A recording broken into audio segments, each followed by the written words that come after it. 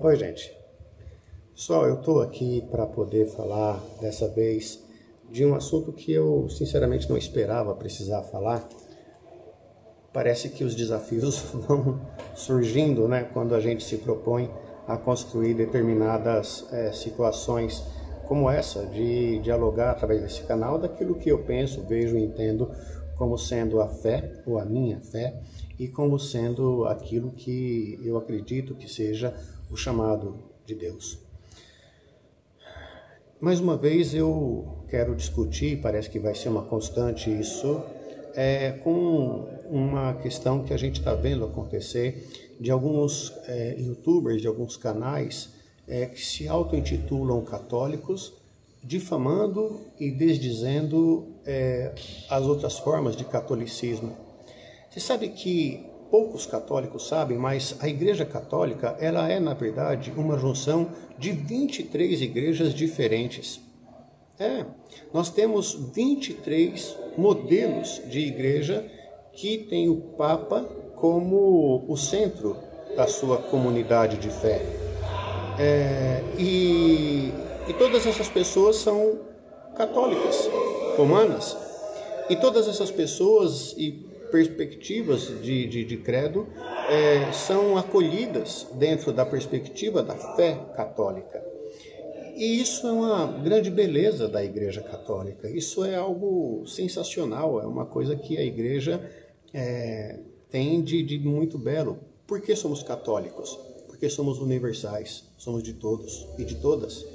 E nós queremos permanecer assim, por mais que algumas pessoas tenham essa leviandade e essa postura tão desagregadora, tão chula, tão apequenada, que quer fazer com que a sua perspectiva de fé seja uma imposição. É uma coisa tétrica, terrível, né? Triste, mas é assim. Agora essas pessoas resolveram atacar a canonização de Dom Helder Câmara.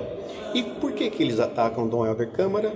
Não é em razão de sua santidade, não é em razão de sua obra, não é em razão do reconhecimento do homem de fé que ele foi e da pessoa caridosa, fantástica, teologalmente correta, porque eles não fazem uma única acusação com relação à condição moral, com a condição de vida de Dom Helder Câmara. Mas eles falam que Dom Helder Câmara não pode ser santo porque são poucas pessoas que comemoram o aniversário dele. Eles chegam a ser ridículos. Eles dizem que Dom Helder Câmara não pode ser reconhecido santo porque Dom Helder tinha um posicionamento político e que centraliza o homem acima de Deus. Veja, isso é de uma irracionalidade, de uma mentira e de uma fraqueza de argumento que, se não fosse tão mentiroso, nós estaríamos aqui dando risada, porque os argumentos que eles usam são absolutamente risíveis para poder dizer sobre a questão da santidade ou não de nosso querido e amado e tão próximo, né, das dores do povo e das alegrias do povo, como é Dom Helder Câmara. Dom Helder Câmara certamente é um santo fabuloso desse tempo e desse lugar, que sabe e que conhece a fé desse povo e acolhe. E é isso que nós precisamos dentro do catolicismo, retornar às bases, retornar aos pobres, fazer com que a nossa fé possa ser uma fé que seja alegre, que anime o nosso povo, que fale da misericórdia e do amor e do perdão de Deus para com os seres humanos. Então, eu fiz questão de lembrar alguns santos, assim, fui buscando na memória e fui tentando lembrar a história de alguns deles, e acho que vale muito a pena a gente poder fazer uma comparação, porque de repente essas pessoas começam a perceber o ridículo que elas estão fazendo quando elas fazem esse ataque em busca de uma egoísta e estúpida reconhecimento de internet. Não soma nada com a igreja, nada. Nós temos contradições com algumas questões ligadas à canonização de alguns santos? Sim, mas esse é o reconhecimento que a igreja fez por alguma razão.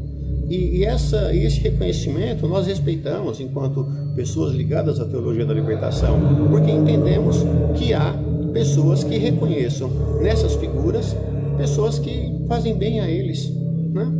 E tá tudo certo, tá tudo bem. Eu queria lembrar São Francisco de Assis. Para começar, São Francisco de Assis, para essa gente, é uma contradição plena e absoluta com tudo que eles dizem. Porque São Francisco de Assis abriu mão da riqueza para poder servir aos pobres. Será se alguém pode dizer que São Francisco de Assis é uma pessoa que tem na centralidade humana a ausência de Deus? Será se essa percepção de que São Francisco de Assis comemora aniversário para poder ser considerado santo? Não vejo. Mas vejo São Francisco de Assis como um grande exemplo para essas pessoas. Quem sabe, se eles conhecerem um pouco mais São Francisco de Assis, eles pudessem se converter. Eu lembro também, e fui buscar, a história de Santa Isabel da Hungria. Santa Isabel foi uma princesa, né? E ela doou a riqueza que tinha para ser distribuída aos pobres, para poder fazer com que os pobres pudessem ter dignidade. Ela pensou em criação de hospitais para cuidar dos doentes, na distribuição dos alimentos como forma concreta. Será se Santa Isabel era comunista? Não é ridículo? Olha onde essas pessoas chegam. Aliás, no começo dessa live que eles fizeram com esse advogado, esse cara que eu nem sei o nome dele, o sujeito lá que é o coordenador ali do programa, ele fala que ele queria fazer papel de advogado do diabo. Cabe bem a ele. Eu tenho que reconhecer que é uma boa forma dele se apresentar. Depois a gente vai ver São Martinho de Tours. São Martinho de Tours é um santo francês, né? Ele era um soldado, aliás, ele é um soldado romano. E veja só a coragem desse soldado romano. Ele dividiu, né, a sua túnica, o seu manto com um mendigo. Vocês imaginam o que significa isso para essa gente nos dias de hoje? Eles simplesmente achariam isso horripilante. Está dando as coisas que o Estado deu para ele poder dividir com o pobre? Certamente seria escorraçado se eu fizesse isso hoje, por esses caras que se dizem católicos de verdade. Também Santa Brígida da Suécia, ela tem uma lógica muito interessante, vale a pena buscar a história de Santa Brígida. Ela denunciava a corrupção, olha só, da elite de sua época e do clero. Era provavelmente também outra comunista, só que ela é de 1400 e pouco. Enfim, ela é da Idade Média.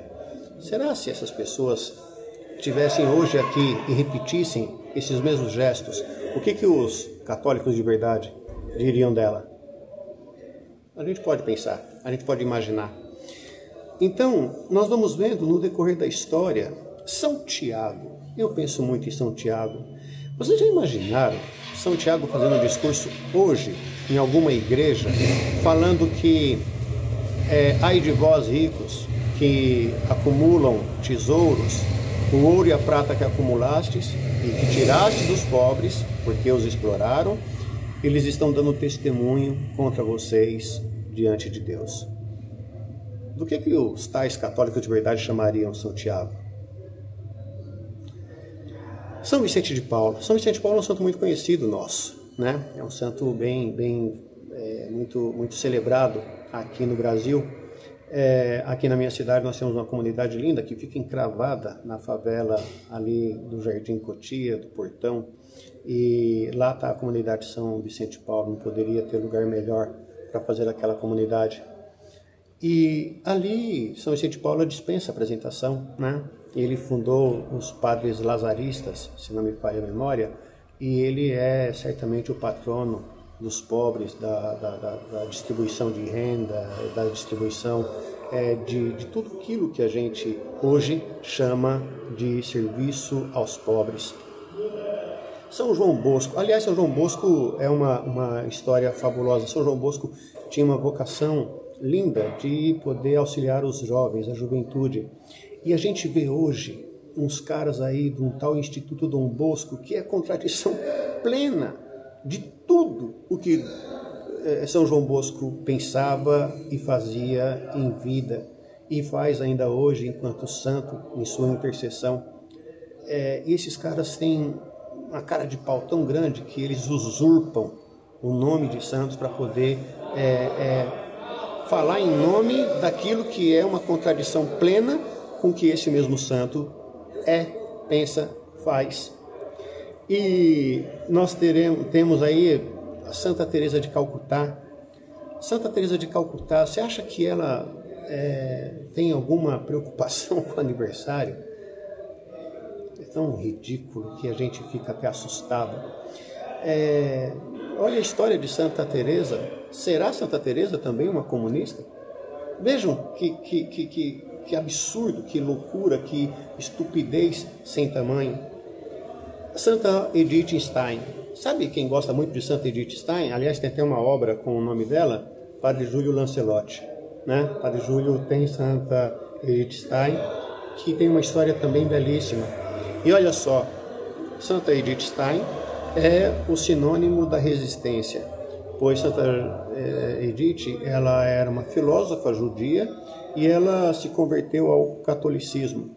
Em razão da sua origem, ela foi para Auschwitz, o nazismo de Hitler, da extrema direita, que são parte do que esse pessoal dos católicos de verdade defendem.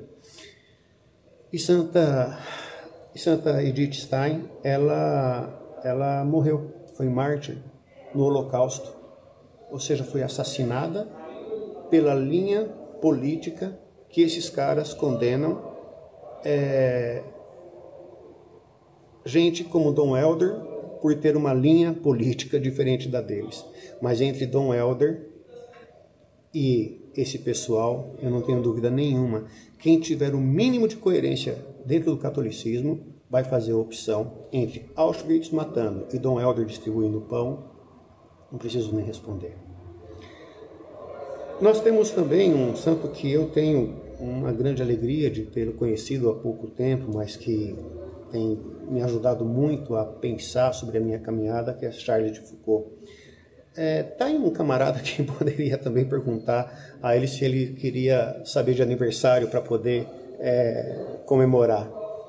Charles de Foucault foi conhecido 50 anos depois que morreu. É um santo recente, né? Aliás, foi canonizado agora em 2022. E São Charles de Foucault tem uma oração linda chamada Oração do Abandono. Procura aí para você ver se os católicos de verdade, autodenominados de verdade, eles trabalham isso. Uma parte sequer daquilo. E depois nós temos aí o São João Crisóstomo. São João Crisóstomo tem uma frase fabulosa. Olha só o que São João Crisóstomo diz. Não partilhar as riquezas com os pobres significa roubá-los. É a frase de São João Crisóstomo.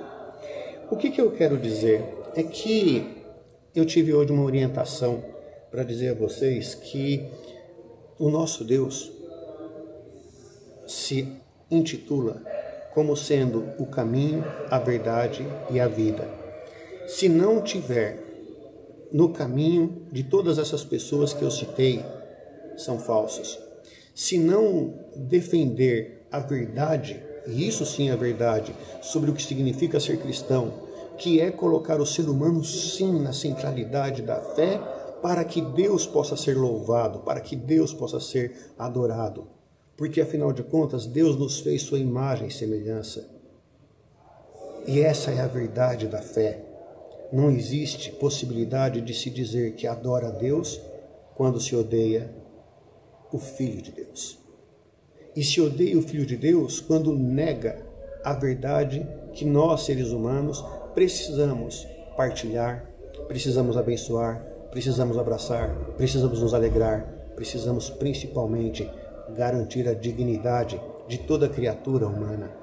E, seguindo os passos de São Francisco de Assis, perceber toda a integralidade da vida. Isso sim nos faz sermos católicos e católicas.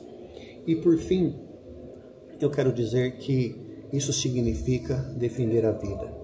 Se nós acreditamos que o nosso Deus é o caminho, a verdade e a vida, nós não podemos deixar que a vida das pessoas seja relegada a segundo plano. A verdade, ela só pode estar presente quando a coerência do caminho que nós seguimos nos levar à vida que Deus nos prometeu. E essa vida, ela é eterna, mas ela se cumpre aqui na Terra. Qualquer coisa diferente disso não passa de retórica, essa sim, ideológica e extremista. E essa ideologia extremista e de direita, ela estabelece uma relação com a podridão de querer fazer com que a fé dos outros tenha que se adequar à fé desses que dizem que Deus não os acolhe. Eu garanto a vocês, Deus nos acolhe do jeito que somos, nos perdoa, nos abraça, nos dá as boas-vindas, porque Deus é amor, e isso é o que nos diz e garante São João. Por isso, meus irmãos e minhas irmãs, que nós possamos rezar de verdade e mais, e que nós possamos também agir como profetas, já que eles dizem que Dom Helder não chega a ser um profeta, que a profecia de Dom Helder possa nos animar, possa construir a nossa caminhada e possa fazer com que nós tenhamos a mesma coragem de Dom Helder e denunciar os inescrupulosos que não defendem a vida, mas defendem apenas as suas próprias riquezas e privilégios, como é esse pessoal. Que Deus possa de fato nos abençoar. Rezem por mim, rezem por nosso povo e rezem pelos católicos de verdade. Eles precisam tanto quanto nós. Que Deus nos abençoe.